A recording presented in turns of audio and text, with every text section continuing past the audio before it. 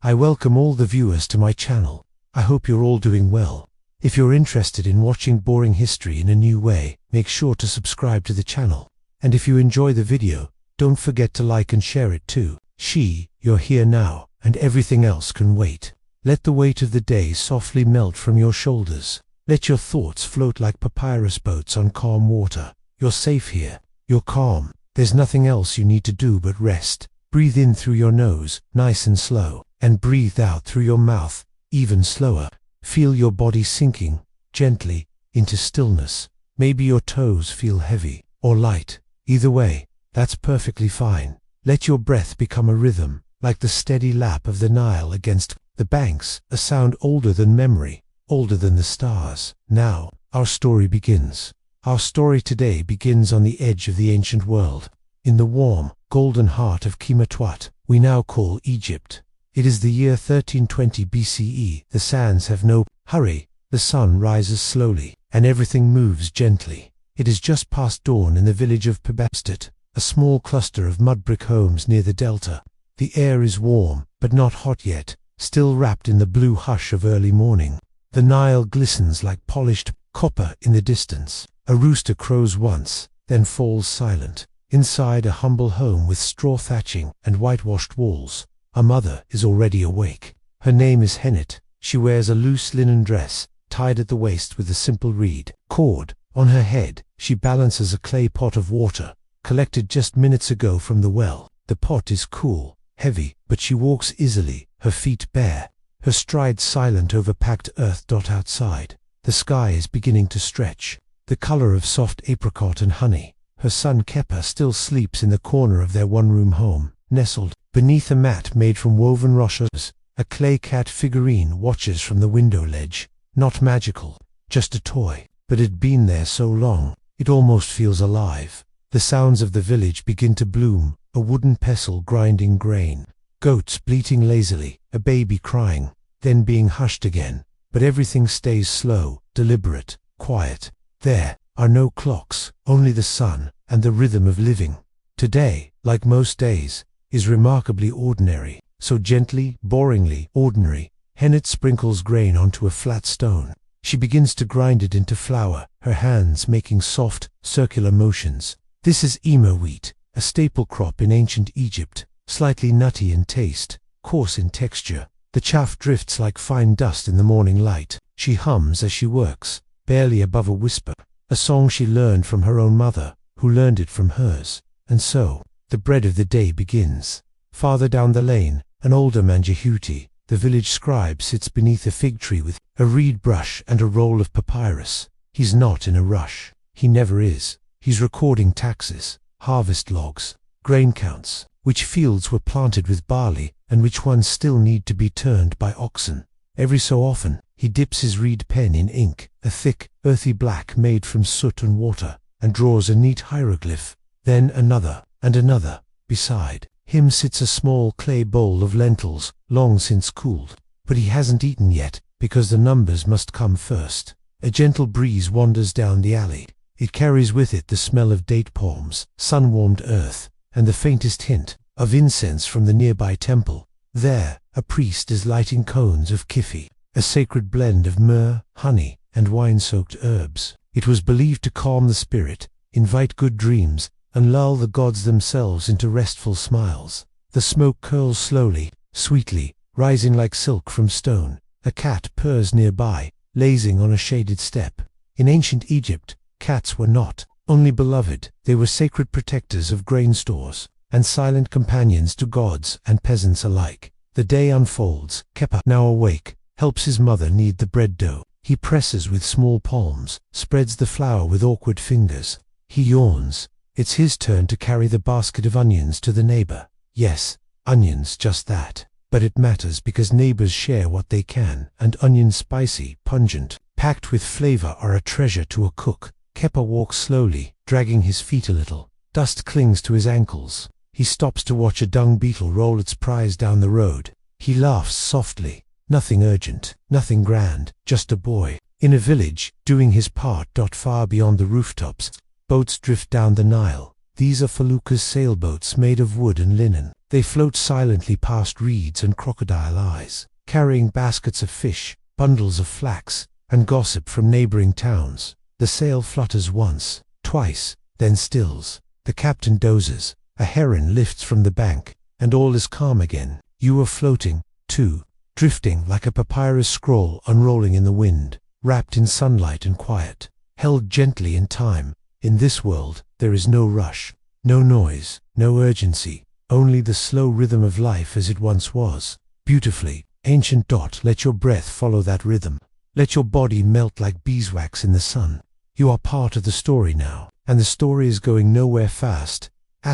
Now, the village stirs in full. The sun, rising higher above the horizon, casts golden light across flat rooftops and dusty courtyards. You can hear the low murmur of voices, not loud, never rushed, the gentle rhythm of neighbors greeting one another, the same way they've done for generations. A woman named Merit opens a sealed jar of honey. Her family keeps bees in woven clay hives tucked into the garden wall. Today, she plans to trade with the potter honey for a new water jug. She dips a reed spoon into the thick amber and smiles, watching it trail slowly into a small clay bowl. Honey was precious here, one of the few sweet things.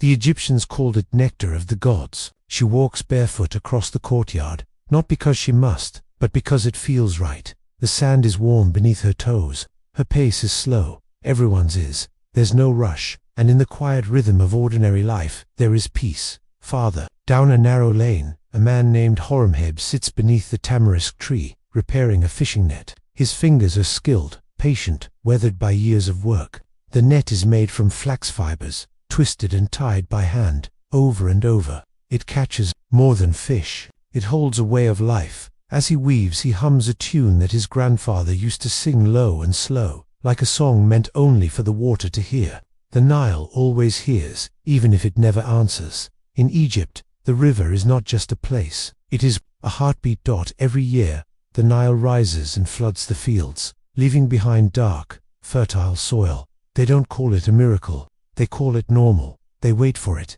they trust it. Life here depends on patience. Near the edge of the village, the scent of baking bread drifts on the breeze. Hennet's outdoor clay oven stands beside the house, hot and glowing with fire. The dough she kneaded this morning now browns on the flat stone surface, rising slowly, crusts forming. She wipes flour from her hands and watches as her son Kepa peeks at the loaves. He's not waiting for a feast, just a corner crust warm from the fire. He smiles and yawns as he chews a fig while watching the smoke twist into the air. The day is long, but there's nothing urgent in it. That, too, is part of the rhythm. He'll soon carry a bundle of onions to their neighbor, just a few steps away. It's not a chore, it's a kindness. In ancient villages, food was passed along with stories, with smiles, with time. The path is dry beneath Kepa's feet. He walks slowly, dragging his toes through the dust, stopping now and then to poke a stick into the ground, or to watch a beetle roll a ball of mud toward a shady crack in the wall. He crouches beside it, wondering where it's going, and whether it knows. Then he stands again and keeps walking, his basket swinging gently in his hand. Two women sit nearby on woven mats beneath a fig tree. They twist dried palm fronds into tight coils, weaving baskets for grain and garlic. One wears a wide straw hat that shields her face from the sun. The other hums as she works. Their hands move slowly, repeating a pattern older than writing. They speak in low voices, passing the time with simple conversation. Who married whom? Whether the temple priest tripped over his robe again, and if the last flood left behind good clay. Nothing urgent, nothing loud, just the soft, steady rhythm of companionship. A dog naps in the shade beside them. Its tail twitches now and then. It opens one eye and looks around, then sighs and rests its chin on its paws again. Even animals understand that here, rest is sacred. In the temple courtyard, pigeons shuffle quietly across the warm stone. Columns carved with lotus flowers cast long shadows, and the air smells of incense.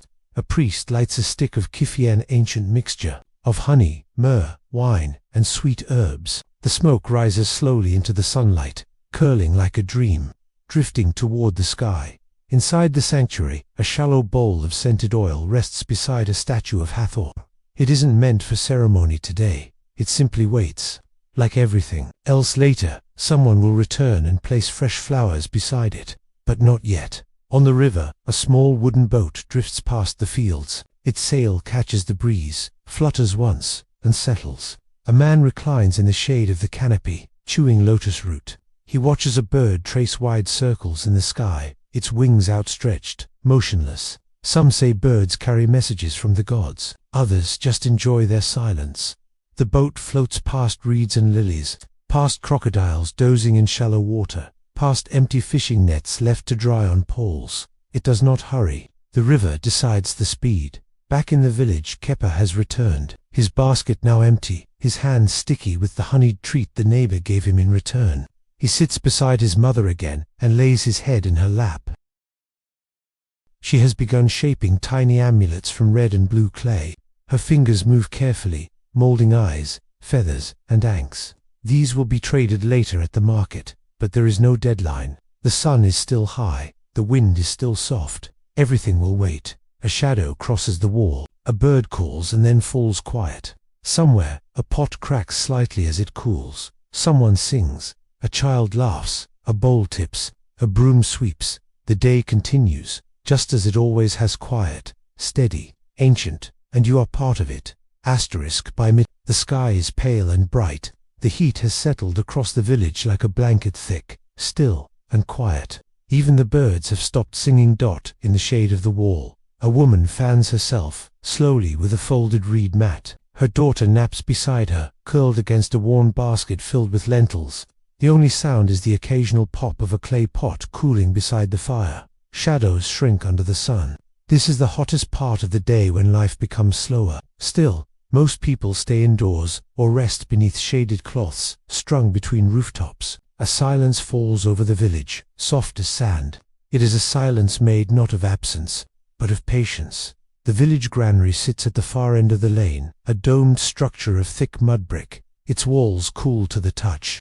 Inside, sacks of grain are lined up like sleeping animals, tied tightly at the neck and labeled with faded red markings. Two young men sit outside the entrance, each with a notched stick. They count deliveries as farmers arrive, marking every sack with a tap of the stick against their palm.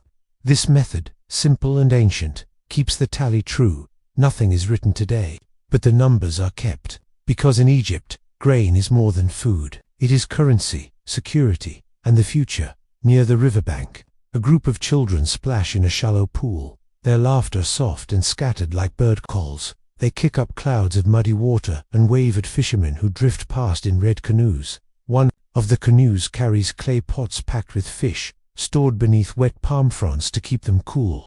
The fisherman nods to the children, then pulls his net in with slow, steady hands. The river smells of earth and life. Its scent is thick with water lilies, fish scales, and reeds. Not unpleasant, just ancient.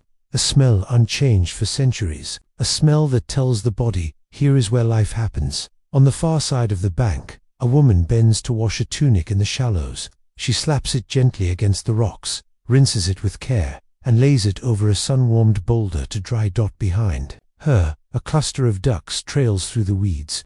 Their heads bob, their wings flutter. They are not afraid.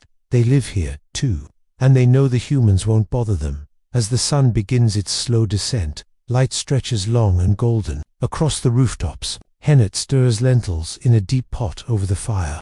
She adds dried garlic, a pinch of salt, and a cracked barley grain. The smell is soft and rich. Kepa, still drowsy from his nap, sits nearby on a low stool and watches her work. He has a wooden toy, a small figure on wheels, carved to look like a lion. He rolls it back and forth across the floor, sometimes making a growl sound under his breath, but mostly just listening to the bubbling stew. Their home is simple, just one room, with woven mats for sleeping, a few shelves of clay jars, and an old oil lamp that flickers quietly when the wind breathes through the window. But to Kepa, this house is everything. It is where the food smells live, where the walls hold warmth, where the days stretch out without rush. Outside, the old scribe Jehuti finishes his writing for the day. He places his reed pen beside the ink block, rolls the papyrus carefully, and ties it with string. He stretches slowly, his back aching in that familiar, quiet way, not painful, just known. He walks to the edge of his porch and leans against the wall. From here, he sees almost the whole village. He sees children gathering pebbles, women carrying water, the temple in the distance, the Nile shimmering in the evening light. He smiles. It's not a grand life, not filled with adventure or treasures, but it is good, it is steady. And in that steadiness, there is peace. In a corner of the village, an old woman sits with her loom. Her fingers move with practiced ease, passing the shuttle back and forth, weaving threads of red and brown into a wide linen cloth. She hums a lullaby she used to sing to her children, now grown and gone to cities farther south. The sound is barely louder than the whisper of wind, but it fills the courtyard like a memory. She pauses to sip water from a clay cup, then touches the fabric and smiles.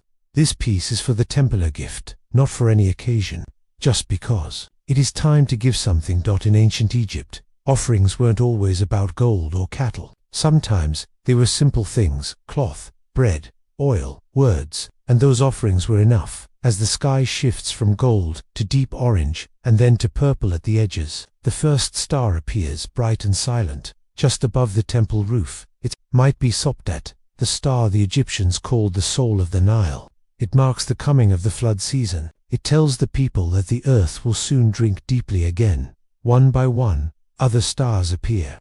The night unfolds slowly, like a scroll of silver across the sky. Fires are lit, doors are closed, and the day, though it moved so slowly, has found its end, but nothing feels finished, only paused, only resting. Inside Henet's home, the oil lamp flickers gently, casting golden light on the walls. Kepa is curled in his mat, his toy lion beside him. His eyes are half closed, and his breathing is soft. Henet strokes his hair once, then rises to finish the last of the dishes. A quiet clink of pottery, a splash of water, the faintest sound of her breath. In every home, families settle into quiet. Some pray, some whisper, some simply sit and listen to the night, and all around them the village sleeps. The moon rises slowly above the rooftops. Its light is pale but steady. It paints silver across the mud brick walls and dusty roads, softening every shadow, gentling every edge. A night bird calls once, then again, from the reeds by the river. No one answers. The sound fades gently into the air, and silence returns. At the temple, a priest steps outside for his final task. He carries a clay bowl filled with milk and a handful of dates. He places them carefully beside the statue of Bast, the cat-headed goddess, protector of homes and joy. The offering is simple, but it is enough. He whispers a quiet prayer. Not loud, not long, just a string of words passed down for centuries. He bows once, and walks back inside, his sandals brushing. The stones. The door closes, the wind shifts, and the temple sleeps to down at the river's edge. The water is dark and smooth. It reflects the stars like scattered pieces of glass. A crocodile slips silently beneath the surface, leaving only a faint ripple behind. On a small dock, a fisherman finishes tying his boat. He checks his knots, secures the net, and pats the side of the hull with a tired hand. He does not hurry home. He sits for a while, watching the moon move across the sky. Tomorrow will come. The net will go back in the water. But for now, he lets himself rest. Because even those who work with the river must pause. When the river sleeps, in one house near the edge of the village, an old woman cannot sleep. She sits beside her door, wrapped in a worn linen shawl, looking out over the quiet rooftops. She's not worried, she's not sad. She simply has memories, and they like to visit her at night. She remembers the festivals of her youth, lanterns swaying in the evening wind, drums echoing against the stones, bread shared with strangers, and songs that lasted until the stars dimmed. Now the village is quiet, but in her heart, the songs still hum. She smiles at them. She closes her eyes, and eventually, she drifts. Inside a weaver's home, the loom is quiet, but the fabric still holds warmth from the day. A half-finished tapestry lies across the frame, a scene of a heron beside papyrus reeds. A small oil lamp flickers beside it, casting dancing shadows across the threads. The weaver has gone to bed, but her cat remains curled at the base of the loom, tail tucked beneath its chin, its chest rising and falling in time with the flame. Outside, the breeze moves gently through the village lanes. It stirs the palm leaves, rustles the papyrus plants, and finds its way between doorways, cool and silent. Nothing here is still because it must be. Everything simply chooses stillness, because stillness is welcome. Capes shifts in his sleep. He dreams of boats and lions, of walking on water, of honey falling from the sky. His breath is slow and easy. He does not know where one day ends and another begins. He only knows that tomorrow will come, and it will be just as gentle. Hen lies on her mat, eyes closed. She thinks of the bread she bake, of the clay beads she finish, and of the fig tree that needs trimming. But the thoughts are light, like feathers. They float in and out of her mind and leave no mark. Soon, her breathing deepens to when the house falls still. Farther down the road, the old scribe stirs once in his sleep. He dreams of ink and papyrus, of the weight of words, and the feeling of a single clean line drawn across a scroll. He mumbles a name from long ago, then rolls onto his side. Outside his door, the scroll he forgot to bring in flutters faintly in the wind, but it does not blow away. It simply waits for morning. The village is full of these small, unnoticed things. A pot left half covered, a broom leaning gently against the wall, a sleeping goat twitching in its dreams. They are quiet, they are still, and they are perfect, and the Nile flows on. Even at night, the river never truly stops. It slips past stones and reeds and forgotten sandals, carrying silt and fish in silence. It flows beside cities, beside tombs, beneath bridges made from palm trunks. Its waters remember every footstep, every boat, every prayer whispered at its banks. It is old, and it is patient. No one listens to the river at night, but the river listens to everything. In a nearby field, a farmer sleeps beneath a thin canopy, beside his oxen. They've traveled far that day, turning soil for barley and wheat. But now, the plow is set aside. The animals breathe slowly, their sides rising and falling like waves. The stars are bright above them, and somewhere in the field, a cricket begins to sing. It is the only sound, and it is enough. This night is not special. No king is crowned, no battle is fought, no miracles appear, but it is soft, it is whole, and it is waiting only for sleep, for the dreams of farmers and fishermen, of scribes and bakers, of children and cats, and for you, drifting gently across this quiet world, held in its rhythm, rocked by its slowness, and welcomed by its peace. The night is long, the stars are kind, and the silence is safe. Morning begins slowly, not with an alarm, not with a rush, but with light. It spills across the rooftops like warm milk, touching walls, baskets, and bare toes with golden fingers. A rooster calls once from the corner pen, then another answers, and then, again, silence. The village does not leap awake. It stretches, yawns, and turns over. Hennet opens her eyes to the familiar ceiling. Straw beams, clay curves, a spider thread catching the dawn. She doesn't rise right away. She listens first, the breeze brushing through the window, the soft clink of a neighbor's jar, the low murmur of someone greeting the morning sun. Kepper is still asleep, curled in a ball, his lion toy tucked beneath one arm. She smiles and lets him rest. There is no need to wake him yet. Outside, the world glows. The temple walls catch the sun first, bright and blinding for a moment, before softening to honey and sand. Priests begin their quiet morning rites, sweeping the floor with bundled reeds, refilling the water vessels, lighting fresh incense. It's not for spectacle, it's for order, because to the people of Egypt, to honor the gods was to keep the world steady. Each act, no matter how small, helped keep balance. The mot, not just law, but harmony, truth, and calm. In the courtyard, Merit stirs lentils over a quiet fire. She hums softly to herself, the same rhythm as the day before, and likely the same as tomorrow. Nearby, her daughter feeds the chickens, spilling a handful of grain onto the ground. The chickens cluck, peck, and settle again, wings puffed up. Content. A man walks by with a basket of dyed cloth, deep red and pale blue colors made from crushed minerals, ground with oil and wine. He'll carry them to market when the sun rises higher, but for now, he rests the basket beneath a palm and stretches his arms overhead. There's no hurry. Farther down, near the edge of the village, the potter's wheel begins to turn, not fast, just enough to shape the clay. The man's hands are smooth with slip, his fingers steady and slow. He works in silence, forming a wide-mouthed jar with gentle pressure and years of practice. A small boy sits watching, entranced by the way the clay rises and folds. He says nothing, just watches. A breeze lifts a curl of the boy's hair. The potter glances at him, smiles, and offers him a small ball of leftover clay. The boy takes it like a treasure. He doesn't sculpt anything important, just a lump, a round shape. He presses his thumb in once, then again. That's enough. The joy is in the touch, the doing. The moment by midday, the heat returns, but no one complains. The sky is wide and cloudless. The palm trees wave slowly, as if tired from dreaming. Kepa carries a small basket to the neighbor again, this time filled with garlic and onions. His steps are slow.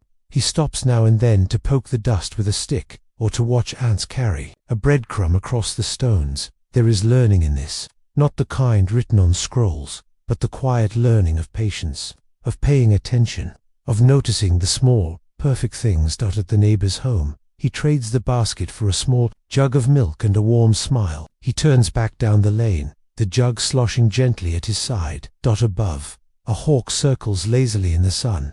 Below, a lizard darts between cracks in the wall, and the village continues its quiet rhythm. In the shade of the tamarisk tree, the old scribe teaches a younger boy how to draw straight lines on papyrus. The boy holds the reed pen too tightly. His marks are shaky, uneven. Jehuti chuckles softly and places his hand gently over the boy's. Let the line flow, he says, like the Nile. The boy tries again, slower, smoother. The ink glides better this time, and a simple glyph begins to take shape. A bird, a loaf, a wave. It doesn't have to be perfect, just honest, just still. The old scribe nods, and the boy smiles. As the afternoon deepens, the smell of crushed herbs drifts from the healer's home. She mixes them carefully, grinding dried leaves with a smooth stone, coriander, cumin, dried mint. Her hands move with care, not because the patient is in danger, but because healing is also about presence. She places the powder in a small linen pouch and ties it closed with a thread of blue. Later, she hangs it beside the patient's bed, not for magic, but to ease the breath, calm the body, soften the dreams. Outside, a palm leaf flutters in the breeze, casting dancing shadows on the wall. A clay pot sweats quietly in the corner, keeping water cool, and a fly buzzes once, then leaves. Everything is slow, and everything is enough. At the edge of the village, beyond the last house and a crumbling stone wall, sits an old fig tree. Its branches stretch wide, providing shade to a worn stone bench below. An elder rests there, his feet bare, his walking stick leaning beside him. He watches the horizon. He's not waiting for anything in particular. He just likes the view. Once, he says, this path led to the old quarry. Once, there were caravans that passed here, with gold and incense, and stories from far away. But today, it is only the wind, and the sound of bees in the fig blossoms above. And that is perfect. The evening settles in slowly. The sky begins to cool, shifting from soft blue to muted amber. The sounds of the village grow quieter, one at a time. Chickens return to their coops. Children lower their voices. The sound of a broom brushing the courtyard grows softer. Inside one home, a mother lays out the evening meal. A bowl of lentils, a loaf of bread, and a few olives rest on a small woven mat. Her husband joins her with dust on his sandals and a smile on his face. He sits cross-legged and thanks her with a nod. They eat quietly, not from custom but from comfort. There is peace in shared silence. Near the temple wall, a small group of workers returns from the fields. Their tools hang loosely in their hands. They walk side by side without words. Their steps are slow, sinking softly into the sand. The sun lowers behind them, casting long shadows that stretch across the earth. At the edge of the village, a young girl finishes sweeping the path. She pauses at the gate and looks out toward the hills. Nothing moves there except the sky. She inhales deeply, catching the scent of dry grass and clay. Then she turns and heads inside, her broom tucked beneath her arm. In the potter's home, the wheel has stopped turning. The clay jars now rest on wooden planks, still damp, waiting for the kill. The potter sits nearby with a bowl of dates in his lap. He eats slowly, one bite at a time. He doesn't count the days by numbers but by shapes, by the curve of a vase, the width of a mouth, the cool weight of his work. In the space between his fingers, he rolls a small ball of clay. He presses it gently, flattening one side, rounding the next. He places it beside him on the shelf. He does not give it a name. It is simply a quiet moment made solid. Near the riverbank, water laps against the stone steps. A heron steps carefully, along the edge, pausing every few feet. Its feathers shift with the breeze, pale and smooth. The current moves without sound, carrying reflections of palm trees and fading clouds. The boatmen have gone for the day, and their vessels bob gently in their moorings. The reeds sway in rhythm, tall and slow. A frog calls once and is answered from somewhere farther off. Then the stillness returns. Inside the healer's home, the air is filled with the scent of dried thyme and warm oil. She sits beside a young boy, resting a cool cloth on his forehead. The boy's mother watches quietly from the corner, hands clasped in her lap. There is no panic in the room, only the low whisper of comfort and the steady drip of water from a bowl. The healer hums to herself, while mixing a few more crushed herbs. She knows which combinations calm the heart, which ease the stomach, which soften fevered dreams. Her fingers move with care. The boy's breathing slows. He begins to drift, his face softening. The mother lets out a quiet sigh. It is a sound of relief, a sound made only when fear loosens its grip. The healer does not speak. She only lights a small lamp and leaves it glowing by the mat.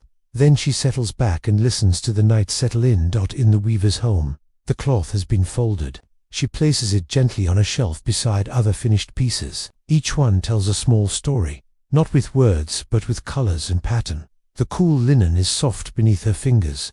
She brushes a loose thread from the edge. A cup of water sits beside her loom. She lifts it slowly, drinks, and places it back, without sound. Then she lowers herself onto a mat and stretches out beneath the window. A breeze moves through the space, light and kind. It passes across her face and into the room, lifting the curtain. She closes her eyes, hands resting on her stomach, body still. She does not worry about tomorrow's work. It will come, as it always does. She will greet it when it arrives. Beneath the fig tree, the elder sits once more. He watches as the stars begin to appear.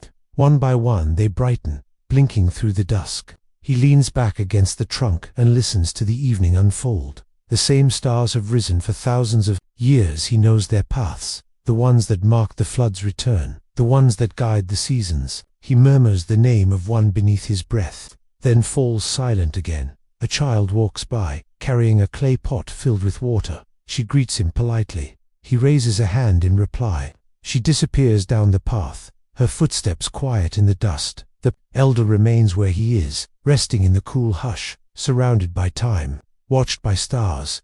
In every home, the lamps are lit. The flames glow small but steady. They flicker softly on the walls, dancing with shadows. Families gather on their mats. Voices are gentle, movements are slow. The sound of evening prayers can be heard, spoken not as chants, but as soft wishes. Some words are ancient, others are made new each night. The village grows quiet again, even quieter than before. And above it all, the sky stretches open, wide and still. The stars wheel slowly overhead. Some are clustered like pearls, others drift alone. All of them shine over the rooftops, the fields, and the river. Inside Hennet's home, the oil lamp burns low.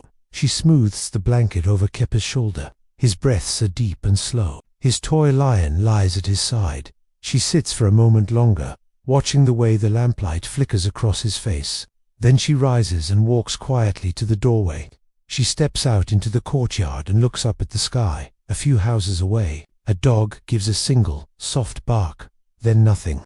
Only the sounds of insects. Only the night. She leans against the doorway, her thoughts as calm as the air. The bread is ready for the morning. The clay beads are finished. The house is clean. Her son is safe. There is nothing more to do. Farther down the lane, two neighbors sit beneath a reed canopy. They share a bowl of lentils and a small jug of wine.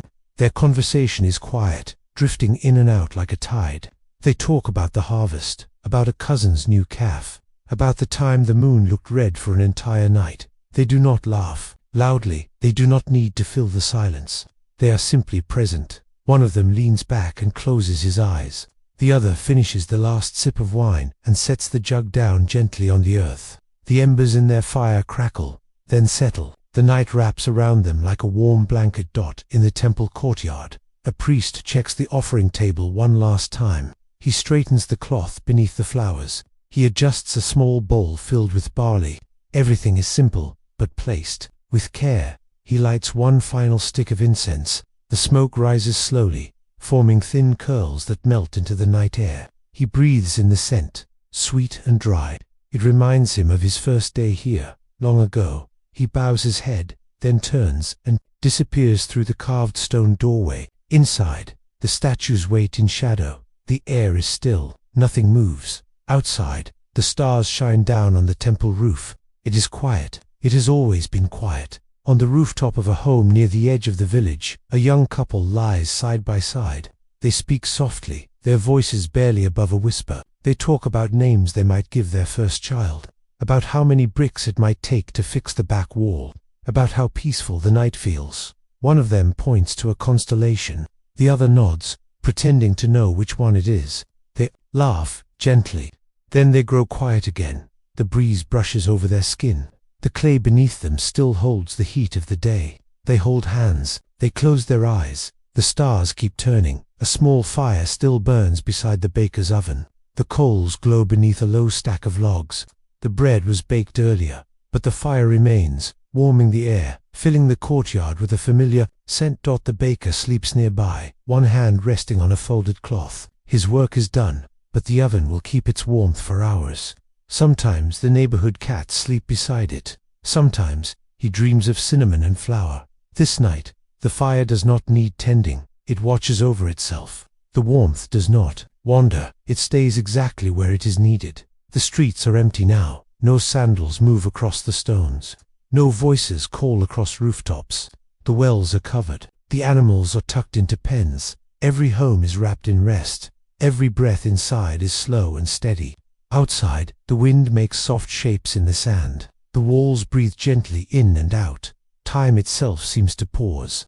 The stars, though they move, do not hurry. The night, though it deepens, does not press. It simply stretches, and the village, though ancient, feels new again.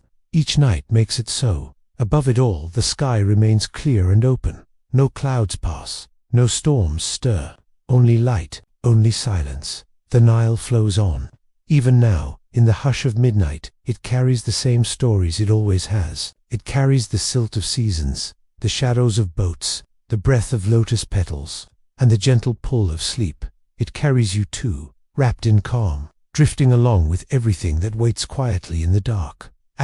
Morning begins without alarm. There is no bell, no sudden sound, only a change in light, only a soft warming of the walls. A breeze slips through the narrow windows, carrying the scent of baked earth and river mist. It touches a mother's cheek, moves a corner of woven cloth, brushes over sleeping hands.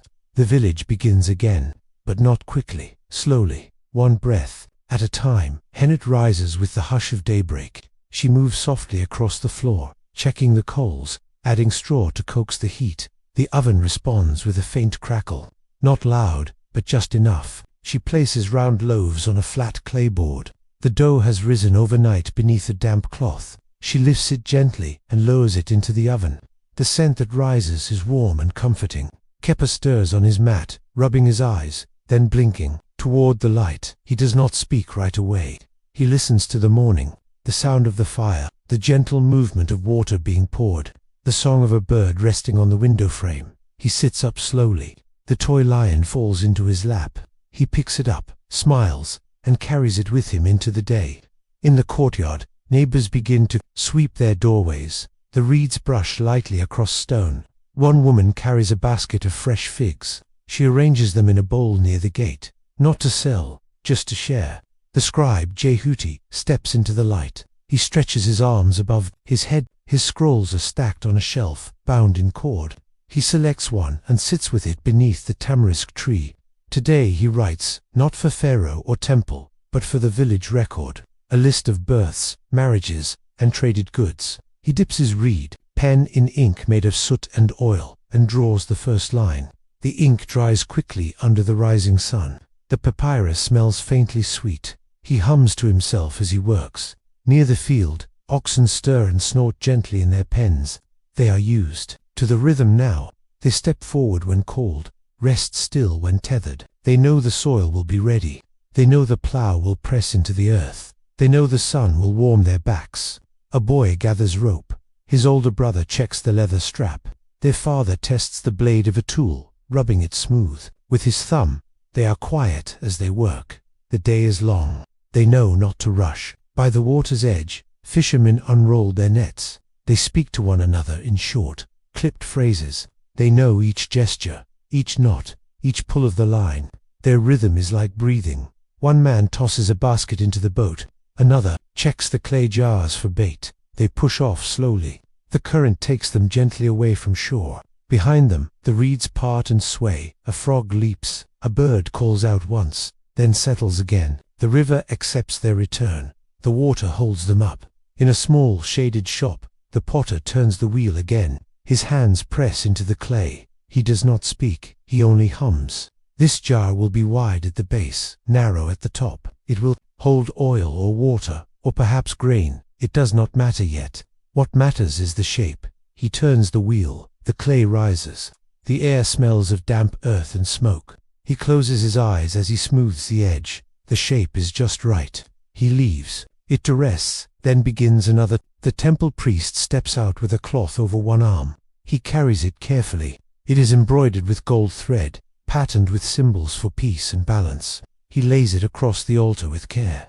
His fingers press out each fold, then light a cone of incense at each corner. Smoke rises, straight and steady. He steps back. He bows, not for show, for stillness. Behind him, the carved figures watch from the shadows. Their eyes do not move, but their presence fills the room. Outside, the wind shifts. The curtain at the entrance stirs once, then stills. On the edge of the village, a child chases a butterfly. Her bare feet brush the dust. Her laughter is soft but bright. She follows the fluttering wings past a goat pen, past a sleeping dog, past her own home. Then she stops, watching the butterfly drift upward, out of reach. She doesn't cry. She just watches, then turns and walks back slowly, her fingers trailing along the edge of a stone wall. She hums a tune she heard once, and the tune follows her home. Every part of the village begins to move now, not fast, not loud, but with rhythm. A pot is lowered into a well. A fig is sliced into quarters. A braid is tied with twine. A path is swept. A bead is polished. Each task is simple. Each one adds to the shape of the day. Nothing is wasted. Nothing is rushed. And above it all, the sun rises higher. Its light spills across the rooftops, warming each face, filling every shadow. As the sun climbs toward its peak, the village pauses. Shadows gather beneath trees and awnings. People slow their movements. The air grows thick, but not unfriendly. It simply suggests stillness. Hennet wipes her brow with the edge of her shawl. She places a damp cloth over a clay pot, sealing in the coolness. The bread is ready now, golden and soft. She lines the loaves on a woven tray and covers them with palm fiber. They will rest until the evening meal. Kepa sits in the corner, drawing circles in the dust with a stick. He makes a sun, a bird, a wave. His tongue rests at the edge of his lips in concentration. Each shape takes patience, and he does not rush. Hennet watches him with quiet joy.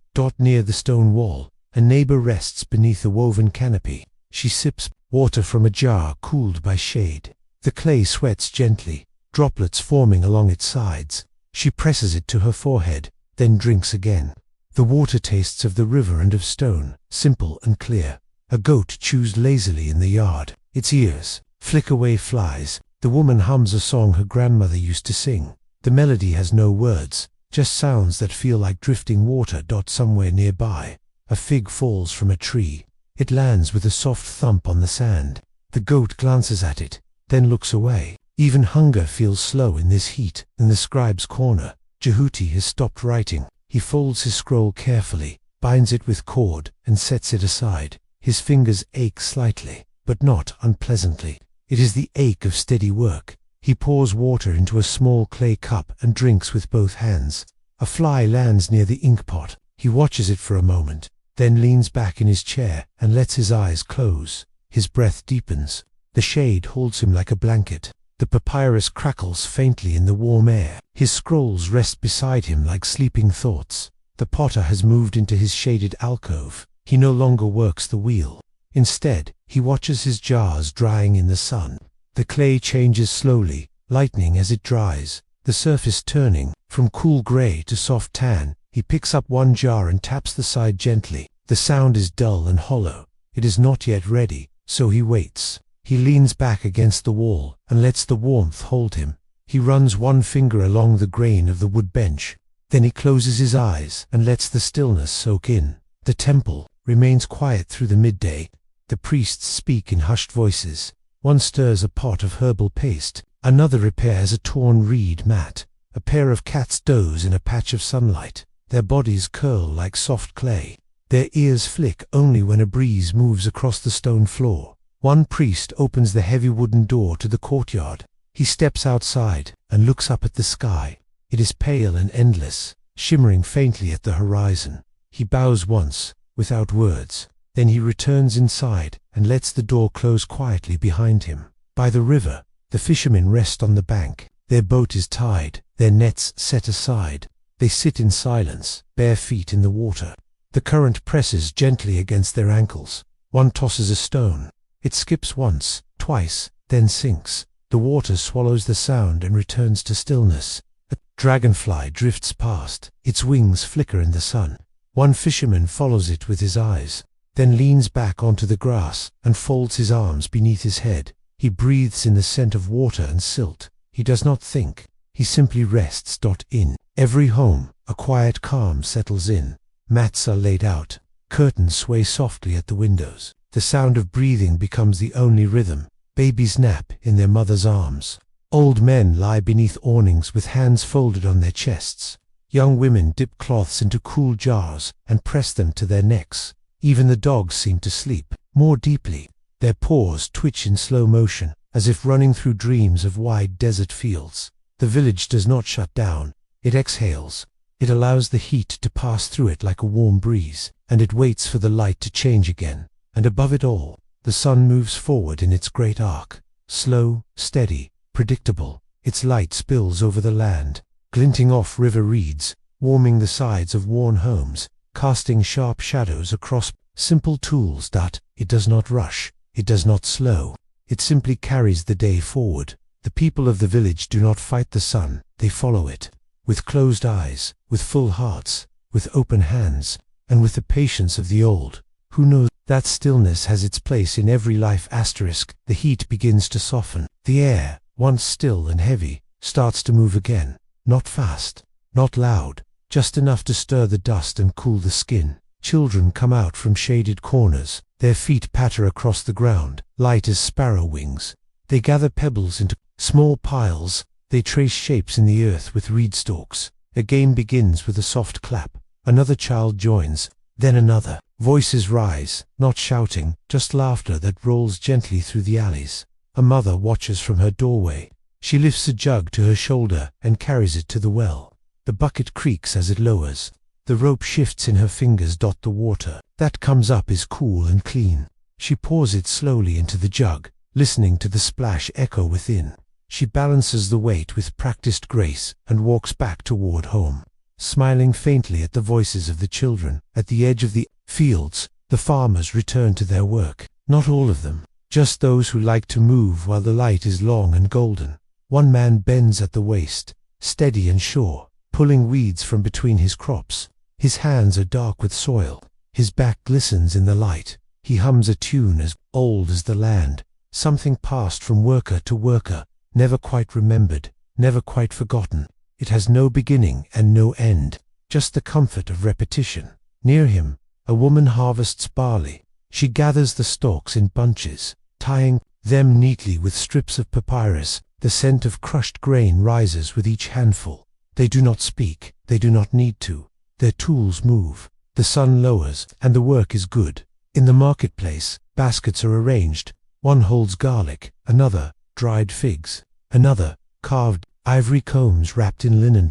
A man calls out softly to no one in particular. His tone is gentle, like a lullaby. He is not selling loudly. He is simply letting the world know what is here, in case someone is listening. A group of boys walks by with a goat. One of them carries a flute. He plays a few notes, and the others clap along. The sound echoes briefly between stone walls, then fades into the still air. No one rushes. No one calls for hurry. In this place, there is always time. The shadows grow longer. They stretch like fingers across the paths, reaching toward one another. The breeze grows cooler.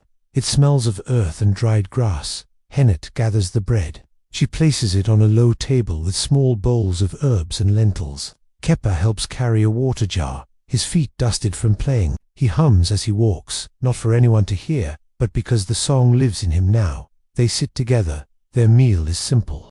They eat slowly. Outside, the village settles. One lamp is lit, then another. A hush falls over the rooftops, and the light begins to change. The sun meets the horizon. Its final rays spill across the Nile, turning the water gold. Boats drift back toward shore. Fishermen tie their lines and rinse their nets. One man kneels to offer thanks, not loudly, just a bow of the head, a breath spoken into the evening air. A dog pads quietly along the riverbank. A woman carries a basket of reeds to her home. The frogs begin to call. The herons stretch their wings. The river accepts the day's end. It moves with purpose, but never haste. Its current presses forward, slow and deep. Inside homes, lanterns flicker. The shadows they cast move gently, soft and long. The weaver folds her cloth for the night. She strokes her fingers across the final threads, checking for snags. There are none. She places the cloth on the shelf beside the others. She adds a sprig of dried lavender to keep the moths away. Then she lowers herself to the mat and lets her eyes fall closed. The cat curls beside her. Its body makes a perfect circle. Its tail wraps around its paws. The only sound is the breeze pressing against the shutters. The temple is silent now. The torches had been dimmed. Only a few embers remain glowing in the offering fire. The priest walks one last circle through the courtyard. He touches the base of each statue with his palm. He does not speak. He breathes in deeply, the scent of incense and stone. He feels the stillness settle into his bones. He returns to his quarters and lies down on the floor. He pulls a cloth over his shoulders. He watches the stars through a small window dot, and then he sleeps. The village is wrapped in dusk. The air cools gently, settling like silk across the rooftops. The trees stop swaying. The dust stops rising. And the people, one by one, begin to dream. No bells ring. No music plays. Just the quiet hush of a world at peace. The soft breath of those who have worked. The soft hearts of those who have rested. And above it all, the stars awaken. They do not shine in pride. They shine in memory. They shine in rhythm. They shine for those who sleep. The sky has turned to velvet, dark and wide. It stretches without end. The stars are quiet companions. They shimmer gently, like the faintest reflections on water. Henut places a wet cloth over the jar to keep the water cool for morning. Kep has already fallen asleep, his toy lion tucked beside him. She watches him for a moment, then lowers the curtain near his mat and steps outside. The air is soft on her face. She leans against the doorway, arms folded loosely. She listens. There is not much to hear, only the chirp of insects, the rustle of palm leaves, and the rhythmic pulse of the night. She closes her eyes. She feels the cool stone beneath her feet, and she breathes in. The night belongs to no one. It is shared equally by every soul in the village. The elder beneath the fig tree, the guards at the temple gates, the child who stirs and turns in her sleep. Each one rests beneath the same stars, each one held in the same hush, each one part of something timeless. In one home, a woman sits with a small piece of jewelry in her lap. It belonged to her mother, and to her grandmother before that. She turns it over gently, watching the moonlight reflect off the small inlaid stones. She remembers stories told by firelight, stories of desert caravans and songs sung to newborns. She whispers one now, not to anyone in particular, just to keep the memory alive. Then she places the piece back in its pouch, ties it shut, and tucks it beneath her mat. She lies down and closes her eyes, letting her breath match the rhythm of the night. By the river, the last boatman finishes tying his skiff to a post. He runs a palm along the side of the hull, checking the smoothness of the wood. The boat shifts slightly, then stills. He steps onto shore and stretches, arms wide beneath the stars. A light wind stirs the reeds. The water ripples faintly. He crouches down and dips his hand in. It is cool. It is steady. It is home. He dries his hand on his tunic and walks back toward the village. His steps slow, his heart quiet. In the healer's room, The lamp glows low. A woman rests on a mat near the corner, her breathing slow and deep. The healer sits nearby, grinding a few dried flowers into powder. The scent is gentle, chamomile and mint. She pours the mixture into a bowl and places it near the door, so the scent will drift through the room. She touches the woman's forehead once, then wraps herself in a light cloth and leans against the wall. Her eyes fall closed, then for a moment the entire house feels like a cradle. Not far away, the priest walks one final path through the outer wall of the temple. He carries a small clay lamp in one hand, its flame protected by a circle of his fingers. He checks each doorway, not because he fears anything, but because it is part of the rhythm. He kneels once before the gate to the inner sanctuary, bows his head, and places the lamp beside the door. The flame flickers, then steadies. He stands and returns through the courtyard, his sandals brushing softly across the stone floor. He does not speak, he does not hurry. He simply finishes the circle of his walk, and then returns to rest. A breeze rises in the east. It passes over the rooftops and through the palm trees. It rustles a woven curtain. It stirs the edge of a sleeping mat. It lifts a few grains of sand and lets them fall again. No one wakes, no one stirs. The breeze is only a lullaby. It is the sky's gentle hand brushing the village quiet, and in its path, every breath deepens. A cat moves through the alley, its paws silent on the stone, its eyes golden and wide. It pauses beneath a clay bench, then steps forward again. It does not seek anything, it only explores. Each night holds something new, and the cat knows how to listen for it. It disappears into the shadow of a courtyard, and the night remains undisturbed. Inside a modest home near the well, an old man rolls onto his side. He dreams of childhood, of green reeds near the Nile, of sunlight through the water, of voices that spoke with love and laughter. He smiles faintly, even in sleep. The dreams are not loud. They move like dust in the sun, soft and slow, and they carry him toward morning. The moon rises higher now. Its glow turns the rooftops pale. Stone shines like bone. The courtyards take on a silver hue. On one home, the baker shifts beneath his blanket. His dreams smell of cinnamon and sweet grain. He murmurs once, but does not wake. His oven stands empty, its stones still holding the warmth of yesterday. Soon, the fire will be lit again, but not yet. For now, the silence is complete, and the heat rests too. The palm trees stand still in the darkness, their fronds hang heavy, waiting for wind. A small owl lands on a low wall, its feathers puff slightly. It listens to the soft stirrings of the earth. Nothing moves in fear. Nothing is hurried. There is no reason. The owl waits, then lifts away with a silent beat of wings. The night folds back into place. A family of 3 sleeps beside an open window. The child lies between them, arms sprawled across both parents. Outside, the sound of crickets pulses like waves. Inside, only the rustle of cloth and the occasional breath. The father dreams of fish pulled from deep waters, the mother of wheat fields turning gold, the child of something that has no shape, only warmth and laughter. None of them move. The night holds them still. Across the village, old pottery cools in an open-air kiln. The flames have long faded, but the clay still sings with the memory of fire. The potter will return at dawn. He will tap the rims. He will check for cracks. But tonight, the jars sleep beneath the stars. Their shadows stretch long, then disappear. A curtain flutters once, then settles. A reed mat creaks as someone shifts their weight. A gourd hanging from a rope spins slightly, then stills. These are the only signs of life, and they are enough. The village is breathing. Not deeply, not loudly. Just enough.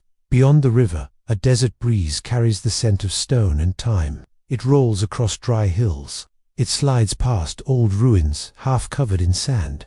It slips through openings in broken walls. It finds its way to the edge of the village. There, it pauses. Then it moves on, brushing over the tops of reeds, caressing the tips of crops, cooling the faces of those who sleep. It leaves no mark, but everything remembers it. The stars drift westward. Their light reflects in the river like silver thread. The water carries it gently toward the sea. The tide does not rush. The night does not chase it. It simply flows. The fishermen's nets lie coiled by their homes. Oars lean against walls. Clay bowls rest on benches. Everything has been left in place. There is no reason to hide anything.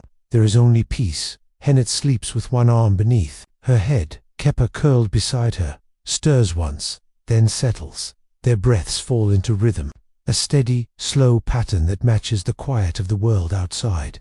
In their dreams, there are no worries, only slow rivers, soft laughter, and the scent of warm bread. In the silence of night, even time begins to soften, and above it all, the moon continues to rise. Higher now, brighter. Its light falls over the stone streets, touches the edges of woven baskets, spills across worn doorways and tired hands. It says nothing. It asks for nothing. It only watches, and as it watches, the village sinks deeper into sleep. Every corner, every shadow, every breath, all gently held beneath its pale glow. Far above the village, the sky remains wide and endless. The stars shift slowly. Their dance is ancient. It moves without sound. It moves without pause. One star hangs low, bright and steady. The same star that guided the earliest farmers. The same star that marked the flood's return. It watches the village as it sleeps, just as it has always done. Its light falls across rooftops, over sleeping goats, over tools left by doorways, and across faces relaxed in rest. It does not need to speak. Its silence says everything. The palm grove at the edge of the field sways once in a gentle wind. Each frond rustles lightly, then returns to stillness. The trees stand like watchers. They have seen many seasons, but they do not hold them tightly. They let each one pass. A clay jar sits near the trunk of one tree, left by a shepherd earlier in the day. Its shadow stretches long now, curving into the sand. The jar is still cool inside. No one comes for it yet. It will be there in the morning. The land remembers where things belong. The walls of the temple are painted with stories. Lions, gods, hunters, boats, birds, all of them silent now. All of them resting in the shadows. A torch flickers low in the hallway. Its flame is small, but steady. It dances across carved stone, making the painted eyes blink slowly, as if they, too, are dreaming. The priest lies in his quarters, hands folded over his chest, wrapped in a linen sheet. His breath is deep, his heart calm. Even the gods, it seems, are resting tonight. Outside the granary, a mouse scurries over a ledge. It pauses, then disappears beneath a stack of reeds. There is no danger, no urgency, only instinct. A cat watches from a rooftop, tail curled neatly, eyes half-lidded with sleep. It does not chase. Not tonight. Tonight is for peace, not for prey. The fishermen's homes are quiet now. Ropes hang coiled on pegs. Jars are sealed. Sandals placed in even rows. The river laps gently at the edge of the village, a sound like whispered breathing. A small wave splashes against a dock post. Another drifts beneath a moored boat. Each ripple glimmers under the moonlight, then disappears. The river has no beginning, no end. It simply continues, like breath, like sleep. The marketplace lies empty. No voices call, no footsteps echo. Only baskets remain, stacked neatly in corners. A dog lies curled near the well.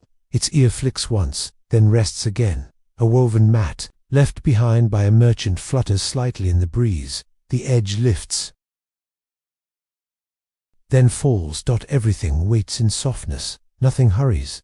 In her home the weaver dreams, not of threads but of birds, white ones, with slow wings, gliding above a wide field. She reaches for them in her sleep, arms moving gently beneath her cloth. The dream is not clear, but it is kind, and that is enough. The breeze shifts through the window. A fold of cloth lifts at the edge of the loom. The corner rises, then lowers like a breath. The cloth will be finished tomorrow. Tonight, it rests with her. The stone streets are cool now, still warm from the sun, but calming with each passing hour. A man walks slowly, returning home from the river. He carries no tools, just a jar of water and a quiet heart. His steps are slow, not from weariness, but from respect for the silence. Each footfall is soft, each pause deliberate. He passes a sleeping dog, a folded mat, a fig tree rustling gently in the night wind. He reaches his doorway, lowers his head, and steps inside. Inside, his family sleeps in a circle. One child has rolled away, his arms stretched. Across the stone floor, the man lifts the child gently, places him back on the mat, and tucks the corner of the cloth over his feet. He sits for a moment, watching the rise and fall of each breath. Then he lies down beside them. His eyes close. His shoulders soften. The world turns slowly, and sleep arrives like a quiet tide. High above, the stars shift gently. They mark the passage of time, but they do not rush it. They glimmer like distant thoughts, slow and patient. The constellation of the falcon god rises in the sky. In ancient times, farmers watched its return, believing it foretold the flood. Now it simply hovers, silent and vast. Its presence is like a soft reminder. Even the heavens follow rhythms. Even the stars sleep in cycles. At the edge of the village, the fields lie still. Barley rows shimmer faintly in the moonlight, their heads heavy, bowed in quiet dot. In the cool night air, the scent of growing things lingers. Damp soil, cracked husks, green stems. The oxen rest in their pens. One snorts in sleep, then falls quiet again. A farmer dreams of furrows, straight and deep, of gentle rains, and baskets filled with grain. He turns onto his side, one arm tucked beneath his head. A piece of straw still clings to his tunic. A woman wakes briefly, eyes blinking toward the half-open window. She hears the rustle of the wind, feels the cool of the linen against her skin. She shifts slightly, adjusts the sleeping baby beside her, then lets her eyes fall shut again. The baby stirs once, makes a small sound, and returns to rest. Their breathing blends with the night, soft, rhythmic, unbroken dot. Inside the temple courtyard, oil lamps burn low. Their flames flicker once, then hold steady. A carved lotus basin catches moonlight. Its water reflects a perfect sky, not disturbed, not stirred, just still. A priest, waking briefly, walks barefoot across the stone. He does not speak. He does not need to. He lifts a clay cup, drinks deeply, and watches the flame at the far wall. It dances without wind, pure and small. He nods once, and returns to his mat. A breeze drifts into the potter's alcove. The air moves between rows of half bowls and vases. Some are still wet, others are dry to the touch. Each one waits for morning. The potter's tools lie in quiet piles. A carving stick, a water jar, a cloth stained with slip. The potter himself sleeps with his back against the wall, his arms folded, his head leaning slightly to the side. He dreams, not of clay, but of rivers, and birds, and silence. Somewhere in the village, a dog barks once, not a warning, just a sound. It echoes off the stone homes, then disappears. No one wakes. The night folds itself back around the village, a blanket without weight, a sound without end. The breath of the land deepens. Near the well, a rope creaks in the wind. It turns slowly on the pulley. The bucket swings, then stills. Its soft sway keeps rhythm with the stars. Even objects sleep in their own way. A fig drops from a tree. It rolls once, then lies still in the dust. The rooftops glimmer in the moonlight. Each home looks like a carved stone, etched by time, worn by breath. Inside them, people dream, not of greatness, not of war, just of moments. A smile, a warm jar of milk, a reed boat carried by the tide. And perhaps that is all they need. Nothing more, nothing less, just the kind of peace that fits in a single breath. The night continues, unbroken, untouched, unhurried. It does not chase the sun. It does not fear the dawn. It simply moves softly over the village, carrying every sleeper deeper into the calm. The moon has passed its highest point. Its light begins to soften. The shadows it casts grow longer, fading gently into corners and folds. The village remains still, not from exhaustion, but from trust. Everything rests in balance. A jar does not fall. A curtain does not tear. Even the smallest flame burns without fear. The world, in this moment, asks for nothing, and offers everything. A young boy stirs in his sleep. Not Kep, another child a little older, his head resting on his folded arms. He dreams of racing through palm groves, of catching fish with his bare hands, of a falcon resting on his wrist. His feet twitch beneath his blanket. He smiles once, then stills again. His dreams ripple like water, brief and wide, then gone. A priest dreams too. His hands, which held scrolls and sacred incense, now lie still. He dreams not of ceremony, but of clouds rolling over the desert, and sandals pressed into soft sand, and a quiet voice calling him by name. The gods, tonight, require no offering, only sleep. At the edge of the fields, a girl sleeps beside her family's storehouse. She had fallen asleep counting stars. 1, 2, 3. Too many. Her basket lies tipped on its side. A small pile of dried chickpeas has spilled beside her hand. She does not wake. The earth beneath her is warm. The wind above her is cool. And the night, kind. The reed boats tied near the shore drift gently with the current. Their ropes hold them firm, but they move slightly, just enough to whisper to the river. The current replies in soft laps against the hulls. No splashes, no urgency, only the sound of the Nile breathing, in and out, without pause. A frog croaks once in the darkness, then the silence returns. Inside one home, a woman lies awake, not worried, just listening. She hears the sound of a neighbor's laugh in a dream. She hears the flap of wings overhead. She hears the slow, steady heartbeats of those around her. She lets it all wash over her, then closes her eyes again. Even wakefulness has its softness. In the granary, the scent of grain still clings to the air. Cool, dry, familiar. Mice rustle. Behind sacks, a snake shifts beneath a low basket, then stops. Everything moves, but only slightly. Even in stillness, there is life. A pot cracks faintly in the kiln. The sound is soft, like a sigh. No one hears it, but it happens all the same. And the stars, still watching, take note. They shine no brighter. They make no sound, but their presence holds it. Nothing is forgotten in the night. Even the smallest sound has its place. By the temple gate, a stone lion watches. Its eyes are carved, but full of meaning. For centuries it has guarded this place. And tonight is no different. The moonlight lines its back. A bird lands near its paw, then flies away again. The lion does not move. It never has. But still, it watches. And in its own way, it understands. The village sleeps. The fields sleep. The animals sleep. Even the wind seems to rest now. This hour is made for silence. It holds no story, no action, only presence. And in that presence, peace. The sky has darkened to its quietest blue. It no longer glows. It simply watches. The stars have thinned, making room for something new. But still, the village sleeps. In one home, a clay water jar has tipped slightly on its side. Not enough to spill, just enough to catch a shadow in its curve. Beside it, a sleeping man shifts. His breath stays deep, his hands relaxed, his dreams continuing without interruption. The cat returns to its rooftop. It curls near the chimney, where the stone still holds the day's warmth. It sighs once, a sound so soft it's mistaken for wind. Its eyes close. Its tail flicks once, and then stillness. Even the hunters sleep when there's nothing left to chase. Near the well, an old woman sleeps under a canopy. She always preferred the open air. She says it makes her dreams lighter. Tonight, she dreams of a river that runs in the sky, wide and silver, filled with fish that shimmer like fireflies. She floats, not in a boat, but in thought, guided by current, not by oars. Her breath is as soft as a reed swaying in still water.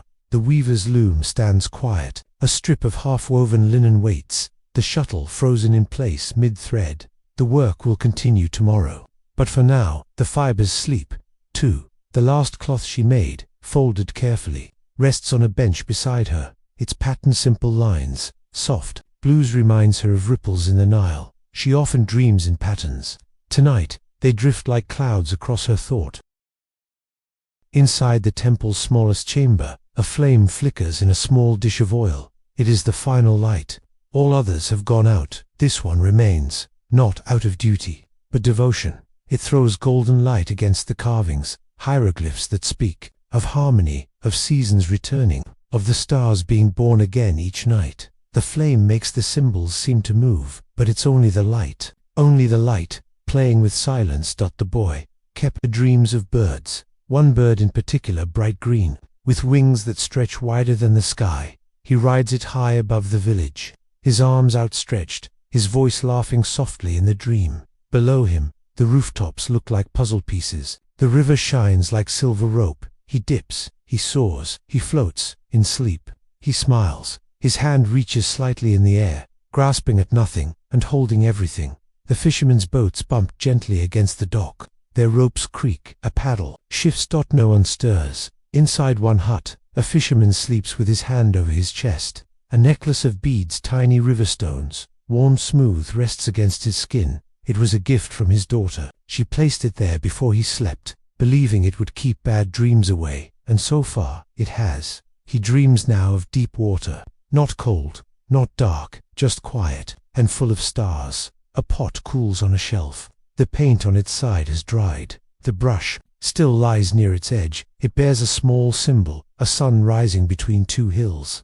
The mark of morning, of renewal. The potter placed it there today, thinking of the dawn that would eventually arrive. But for now, the pot waits. No rush, no fire, only breath. The shadows stretch thinner now, not fading, just leaning. The moon begins to lower. Its work is nearly done. It leaves no note, no farewell, only soft light on smooth stone. Only the hush of a world held in rest, and in every home, every mat, every breath, sleep continues, wrapped not in blankets, but in rhythm, in calm, in the slow unfolding of time. The horizon glows, just barely, a faint silver line, as thin as a whisper. But the village remains asleep. The sun waits below the earth, its light stretching slowly, carefully, like fingers testing still water. No one wakes, not yet. There is still time for dreams. In the reed fields, dew has begun to settle. Tiny drops gather on every blade, each one catching the starlight. Together they shimmer, as if the ground is made of quiet glass. A small frog, cold and content, climbs onto a stone.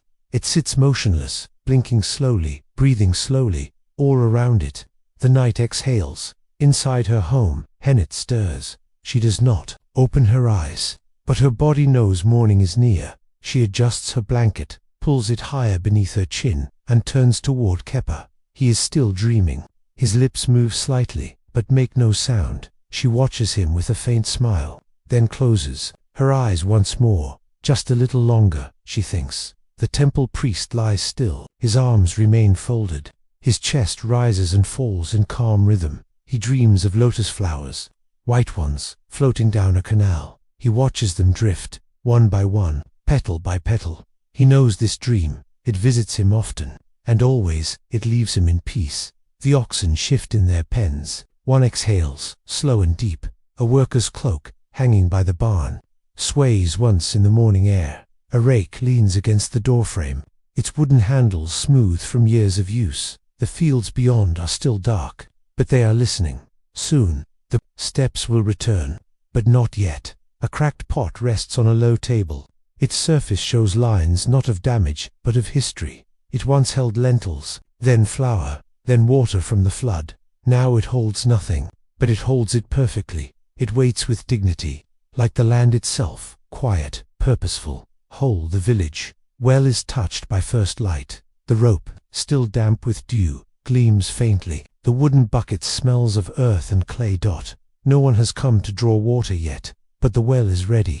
It always is. Its depths are cool, its silence complete. Until the first drop falls, it listens. A young girl, wrapped in linen, lies curled beside a basket of herbs. Her mother left it there to dry. The scent has filled the room. Mint, fennel bay. She dreams of leaves falling like rain, covering the ground in soft green. She turns once in her sleep, nestling deeper into the scent. In dreams, even smells are stories. The moon has lowered now. The stars begin to fade, but the world holds still, not rushing into day, not fleeing the dark, just resting at the edge. Balanced, the night, not yet gone. The morning, not yet here. It is a sacred space, a breath between worlds, and in that breath, peace remains. The Nile moves without sound, its current unchanged, its purpose unshaken. It glows with the light of something new and old. All at once, the boats still rock gently. Ropes stay tied, and dreams float beside the reeds.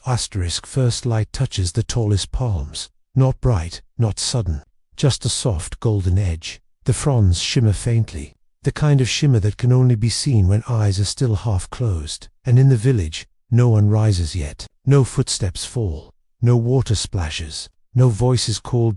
Everything is still wrapped in the final layer of sleep. The sand along the path is cool. It remembers the night, each grain holding quiet. A scarab beetle crawls across a stone. Its shell glints, a slow pulse of reflected gold. It moves without hurry, as if it, too, is enjoying the pause before dawn. A hawk circles far above, silent, gliding on invisible winds. The air is still enough that its shadow passes across the roof of the temple, then across the ground, Without a sound, inside her home, Hennet opens her eyes. Not fully, just enough to notice the light has changed. Kepa is still asleep. She lets her hand rest lightly on his back, feeling the steady rise and fall. She watches dust float in a shaft of sunlight, so slow, so gentle, as if the light itself is whispering, "Not yet." So she stays, still, breathing with the morning dot. The potter, tucked into a woven mat, dreams of shapes, perfect curves, smooth rims, bowls that hold not just water, but comfort. His fingers twitch in sleep. They remember the wheel, the clay dot in his dream. The pots spin without effort, each one formed by wind, not hand. And they sing, softly, a song only potters know. A fig falls from a branch. It hits the ground with a soft thud. The sound echoes in no one's ears, but the earth feels it and holds it gently. The tree stands quiet again, its roots deep, its branches wide, its shadow resting long across the village wall. At the edge of the grain fields, the dew begins to lift. The warmth of morning stirs beneath the soil. Wheat stalks sway slightly, not from wind, but from the breath of the land waking up. A bee buzzes past, just once, then vanishes into green dot. The world does not open all at once. It unfolds, layer by layer, soft as cloth. Dot. The priest rises with care. No rush, no noise. He kneels beside his mat, whispers a silent blessing, then stretches his arms toward the fading stars. He lights the first lamp of the day. Its flame is weak, but it grows. The light touches the feet of the statues, the base of the altar, the edge of the scroll shelf. Each thing reappears, not suddenly, but softly, as if returning from sleep. A rooster calls far in the distance. Once, then twice. The sound rolls over the rooftops, spreading like a ripple. A door creaks. A mat is folded.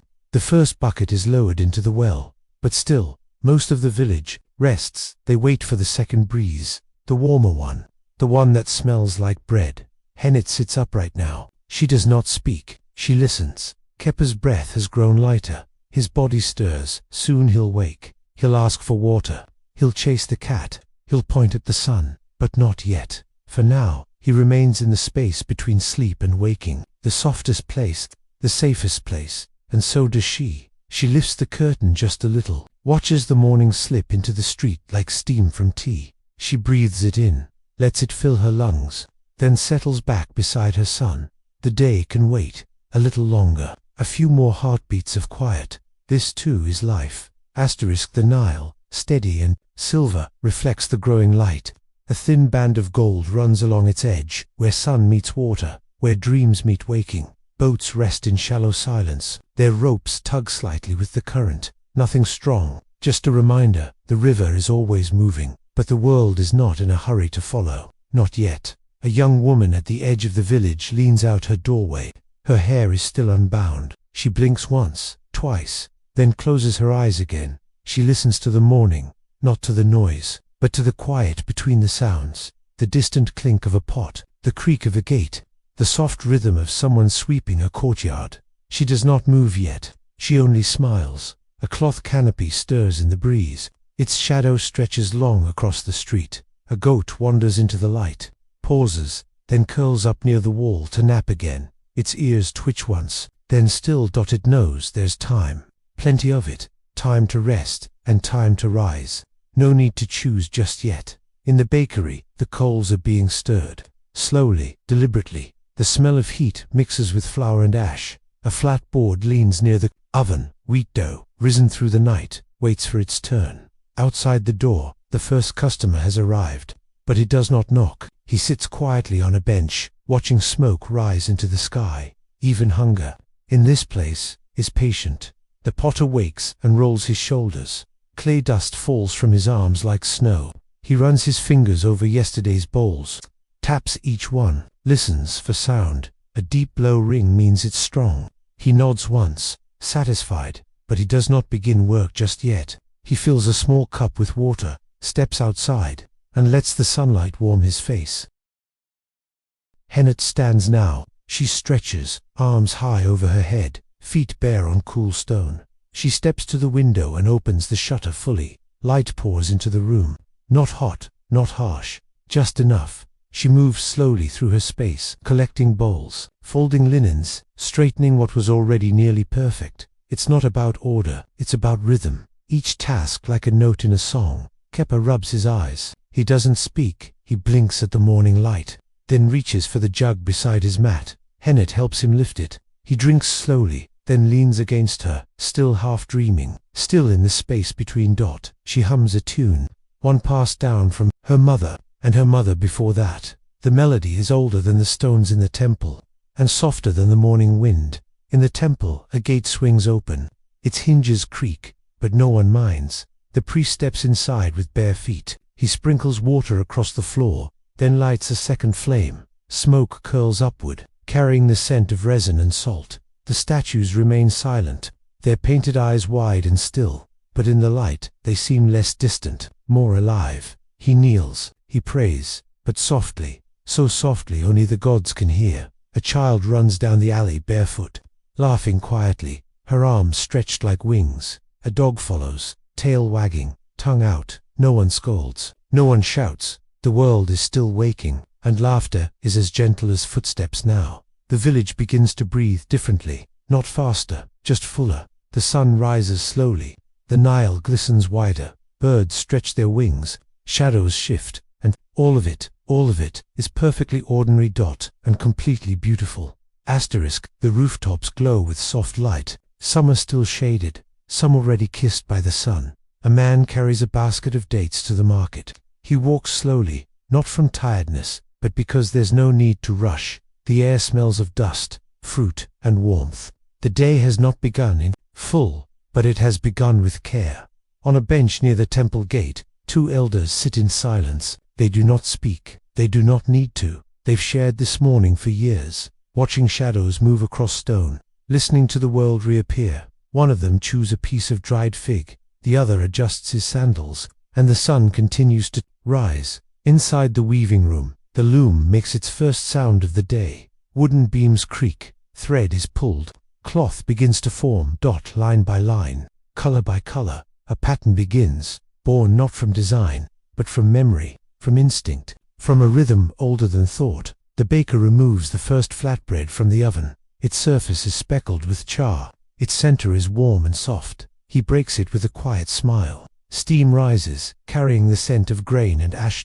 He tears off a piece, eats slowly, and offers the rest to a waiting child. The child says nothing, just smiles, and sits down to eat. The bread is still hot, the street still cool. Hennet pours water into a shallow basin. She washes her face, her hands, then wrings out a cloth. Kepa watches the water ripple, then dips his fingers in. His reflection breaks, reforms. He laughs. And in that laugh, a new day begins. The potter mixes fresh clay. The water is just right, not too warm, not too cold. His hands move in circles, smoothing, pressing, folding. Each motion is quiet, like kneading a thought into shape. He hums as he works a tune with no words, a rhythm that fits the morning. A breeze moves through the market. It lifts the edge of a linen canopy, rustles a handful of garlic bulbs in a basket, stirs the scent of honey and dust. Merchants arrange their goods, not loudly, just with care. They greet each other with nods, with smiles, with hands rested on shoulders. The day stretches ahead like an open road, and no one needs to run. The priest lights the third lamp, the final one. The temple is now bright with gold. Carvings glow, symbols shimmer. Time seems to pause. He places a sprig of myrrh on the altar, then steps back. There are no crowds, no voices, just stillness, and smoke, and morning. A fisherman steps into the river. The water wraps around his ankles, cool, clear, welcoming. He places his net into the current, waits. The river does not rush, nor does he. Above, a heron lifts off, its wings cut silently through the air. He watches it fly, then lowers his gaze, back to the water, back to the now. And the village, fully awake now, still feels like a dream, not because it is strange, but because it is so perfectly calm. So quietly alive. Every movement gentle, every breath deep, every heartbeat steady. And though the day has come, a little part of the night remains, inside the walls, within the shadows, between the thoughts, a memory of rest, a thread of stillness, a place, always waiting, to return to. The sun is higher. Now, it touches the tops of every home. It glints across pottery, warms the reeds, and casts long shadows behind every step.